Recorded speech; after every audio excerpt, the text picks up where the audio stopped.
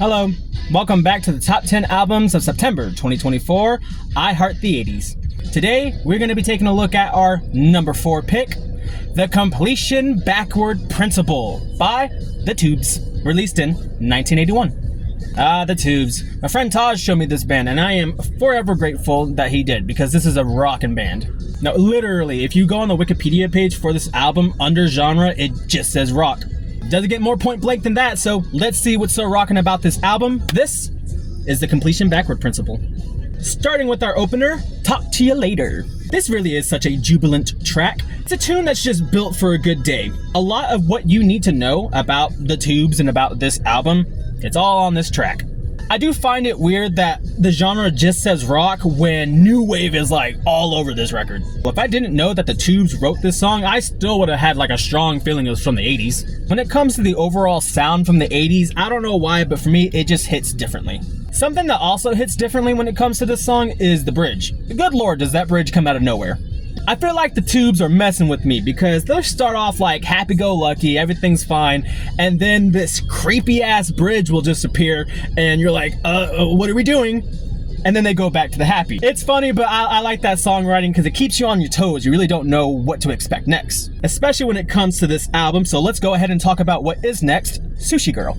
On this track, you got some serious verses that go into happy choruses. And whenever we get to that chorus, it goes like, sushi. It shouldn't work as well as it does, but I can't help but love it.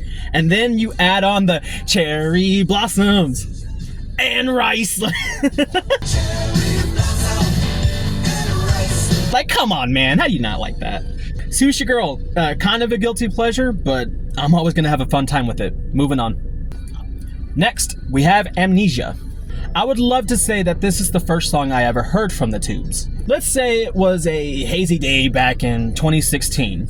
We were having band practice, we needed to take a little break, so band meeting occurred. Music is aplenty during these meetings, and one day I just heard a pretty chilling guitar riff that sounded a little bit like this. And from that moment on, a boy's life was changed forever. No, I'm just kidding, but the Tubes are pretty cool. Man, this song is just all about a constant build. We're really trying to get to that first chorus. And these guys tease you with it. Once you start to become familiar with the song, after that first pre-chorus, you just really want to kick into it. But you can't. You haven't earned it yet.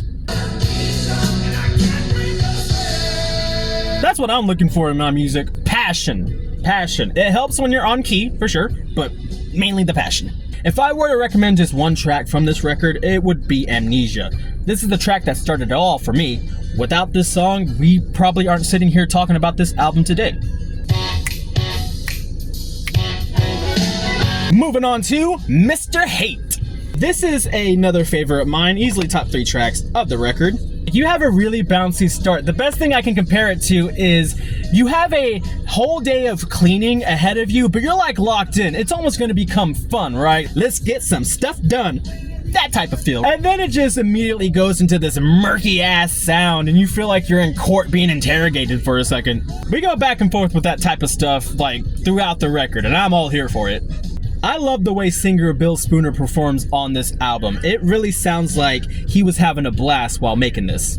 Especially in tracks like this where it makes you want to dance and for a second you're just kind of like thinking positively, but if you look at those lyrics, man, you got Bill earlier in the song saying that he's an alcoholic, but at least he doesn't smoke pot and he's not like a user. That's all well and good, but the problem is that he just happened to kill his entire family while on the bottle, so I guess that's better, right? As serious as the lyrics are, you just can't help but get lost in them, especially the build towards the last chorus. Bill's in character and he's acting like he's about to get, reprimanded for his crimes, and he says, "You'll never take me alive," and the way he screams it is just, wow. I also love the way he says Mr. Hate. He says it like Mr. Hate time. Wait, hold up. You better listen to Mr. Hater. Oh yeah, right. For some reason with Mr. Hate, they just put some random part of Amnesia at the end of the song. I don't know why they did that, but I'm gonna steal it. It could have to do with the fact that this is a concept album, but we will get to that at the end. I digress. Mr. Hate, just a wonderful tune. I always have fun with it, and I urge you to check it out. Moving on to Attack of the 50-Foot Woman. This track is right up there with Amnesia. I quickly fell in love with this one. Not just with the lyrical content. If you look at the lyrics, he's really giving the impression that he was on this date with some girl, right? I think her name was Sue. And just out of nowhere, the woman just grows. And I'm not even talking about some coming of age story. Nah, she's on some skyscraper business. The key progression on the hook, oh my lord, that it just has my heart every single time. Vince Welnick is the keyboardist for The Tubes, and he does a fantastic job. Having Duran Duran and The Tubes back to back has really got me spoiled with all this ivory tickling. I really wish I didn't say that. So yeah, Attack of the 50-Foot Woman. It's a song for sure, but it's a banger, I guarantee that. But speaking of bangers, let's talk about Don't Wanna Wait Anymore. Don't Wanna Wait Anymore, this is a very effective ballad. Tracks like these can really be a fond memory to look back on even whenever the times weren't so great. This really is a song that you pour your heart into and you feel that every bit, and the solo is just icing on the cake. Don't Wanna Wait Anymore, yeah, I recommend this one too. I'm recommending like all of them, isn't that funny? We finally arrive at our closer for the album. Let's make some noise. This is a great closer. Keys are popping, the drums are banging, the bass is bassing, the vocals. The vocals. This would have been an easy day at the office because it's literally just 2 verses and then the rest chorus. That's really all you need. I don't know why people try to overcomplicate this music stuff, jeez. I'm not knocking it though because it works for the song, and just for half of the track, they're just jamming that out. For a closer, I'm all for it. And that was the Completion Backward Principle. This album quickly became a favorite of mine, not just because I was familiar with the Tubes, but just because everything impressed me so much. Especially whenever you look at the first 5 songs, a lot of this album's power comes from that set list. That's not to say that the second half is not strong, I just didn't gravitate towards it as much. Honestly, the only songs I just really wasn't crazy about was Think About Me and A Matter of Pride. So we're still batting like 8 for 10, you know what I mean? This album was top 3 for a very long time, but if only you could see the amount of changes I do to these lists day to day, it's kind of nightmarish. Yeah, I recommend this album to anybody, especially for somebody looking for an energy they haven't heard before in music. Tubes are gonna take care of you.